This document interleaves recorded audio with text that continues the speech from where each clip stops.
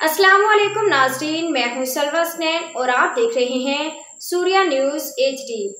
आइए नजर डालते हैं आज की अहम खबरों पर। शिकारपुर रिपोर्टर अल्ताफ अली जोकी डकैती के दौरान मुज़ाहमत पर हथियारबंदों ने फायरिंग कर दी। मुबैना 2 अफराद जख्मी।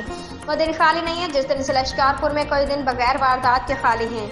जाए तो जाए कहाँ। शिकारपुर के नमाही गाँव मदेजी के करीब ताजू देरू थाने के हदूद गाँव यार मोहम्मद शेख के बाहर नामालूम हथियारबंदों ने डकैती के दौरान मुज़ाहमत करने पर हथियारों के मुंह खोल दिए, जिनके नतीजे में 2 अफराद जख्मी हो गए, जिनको मुकामी अस्पताल लाया गया। गोलियां लगने की वजह से शहमीर शेख और वसायु शेख जख्मी हो गए, जबकि हथियारबंद फरार हो गए। जख्मी के हाली तशवीशनाक होने की वजह से लाड़कला अस्पताल मुंतकिल किया गया। नौजवानों के जख्मी होने की इत्तला मिलने पर पुलिस जाए वारदात पर पहुंचकर जख्मी को अस्पताल पहुंचाया गया। मजीद तफ्तीश जारी है। जख्मियों का कहना है कि जरिए जमीन के लिए पेट्रोल लेकर वापस गाँव जा रहे थे।